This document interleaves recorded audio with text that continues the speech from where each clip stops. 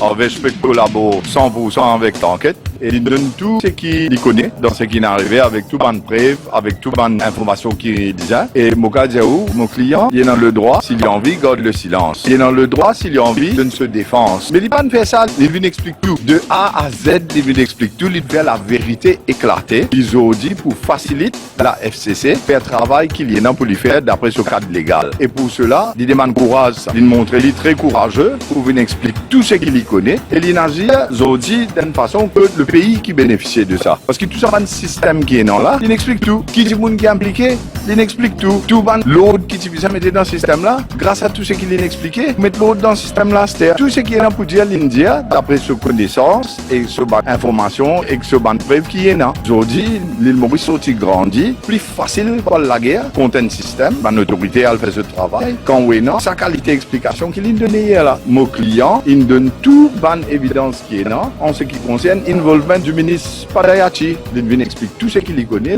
un ancien ministre des Finances et tout ce involvement dans l'affaire en Hotel Project. Et moi, je demande beaucoup de courage pour faire ce qu'il fait, et moi, je très apprécié le fait qu'il a tout expliqué. Maintenant, c'est à M. Padayachi pour l'expliquer. Il fait une action de l'hôtel là pour 48 millions d'euros. L'argent les peuples, ça. Mon client explique tout ce qu'il y a pour expliquer. Padayachi explique tout ce qu'il y a contre lui. Mon client fait la vérité éclatée. Renganaden Padayachi m'a proposé 5 millions de roupies, a affirmé l'ex-gouverneur de la Banque centrale dans sa déposition. Et l'on retient cette information communiquée par Harvey Sigulam aux enquêteurs. Renganaden Padayachi n'a pas obtenu la liberté conditionnelle. L'ex-ministre des Finances reste en détention jusqu'au 14 avril. Il est poursuivi dans une affaire de malversation présumée de 300 millions de roupies à la Mauritius Investment Corporation. Une enquête qui est menée par la Financial Crimes Commission. La commission a objecté à la remise en liberté de l'ex-grand argentier alors que l'ancien gouverneur de la Banque de Maurice, Harvey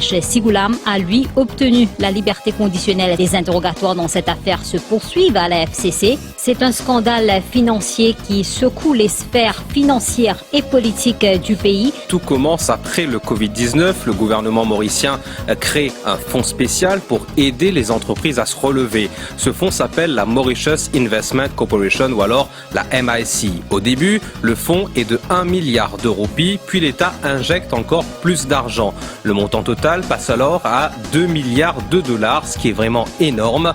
Un conseil d'administration est formé. À sa tête, Jitendra Bisesar et plusieurs autres membres l'accompagnent. Il commence alors à utiliser l'argent pour soutenir certaines entreprises. Mais deux affaires attirent l'attention de la police. La première connue sous le nom de Menlo Park et la deuxième, plus récente, le rachat de l'hôtel Ambre. C'est cette dernière justement qui secoue aujourd'hui la scène politique. En 2022, un accord est conclu pour racheter 70% de l'hôtel Ambre pour 2,1 milliards de roupies. Mais en 2024, le paiement est effectué en euros. 48 millions d'euros, soit environ 2,4 milliards de roupies.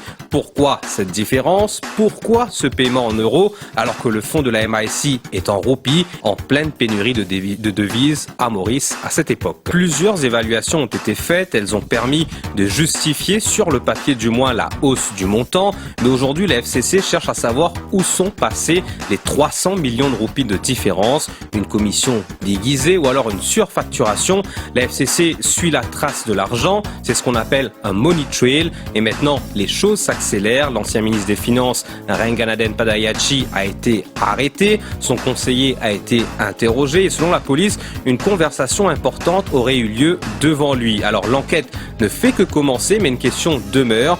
Qui a profité de l'argent public? Déjà, une indication de ce qu'est devenu cette somme de 300 millions de roupies. La FCC explore la piste qu'on a tenté de blanchir cet argent.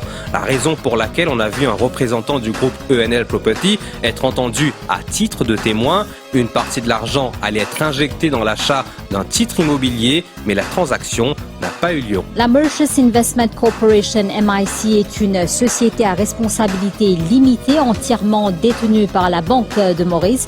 Créée en juin 2020 en pleine incertitude liée à la pandémie de Covid-19, la MIC s'inscrit dans la mission de la Banque centrale, assurer un développement économique ordonné et équilibré du pays tout en préservant la stabilité et la solidité du système financier. Une institution censée incarner la transparence se retrouve aujourd'hui au cœur d'une enquête pour malversation présumée. Quelles pourraient être les implications juridiques et économiques si les allégations sont avérées? La corruption et la mauvaise gestion des fonds publics ne sont pas seulement des problèmes de politiciens. Elles touchent directement le quotidien des Mauriciens et cela se ressent partout. Le dernier rapport de l'audit, on l'a tous vu, a révélé des dépenses incroyablement élevées dans certains secteurs et pas toujours pour des raisons justifiées. Ce gaspillage d'argent public crée une instabilité dans l'économie et cela va bien au-delà des chiffres. La pénurie de devises, par exemple comme le rachat en euros de l'hôtel Ambre, est directement liée à cette mauvaise gestion. Lorsqu'on gaspille de l'argent public, il y en a moins pour les réserves du pays et les entreprises peinent à obtenir les devises nécessaires pour importer des produits essentiels. Cela signifie que les prix des produits augmentent et que les Mauriciens doivent payer plus cher pour des produits comme la nourriture et l'essence. De plus, cette mauvaise gestion, en particulier dans les entreprises publiques, met notre pays sur la liste noire des instances internationales, comme cela a été le cas dans le passé. Alors résultat, moins d'investissements étrangers, moins d'emplois et une économie qui peine à se redresser. Alors la corruption et le gaspillage des fonds publics aggravent la pénurie de devises et affaiblissent notre économie. Ce qu'il faut faire pour améliorer la situation, il faut une gestion transparente et responsable des fonds publics. Si on arrête le gaspillage et qu'on renforce nos réserves, on pourra abaisser les prix, attirer des investissements et surtout offrir un avenir plus stable aux Mauriciens.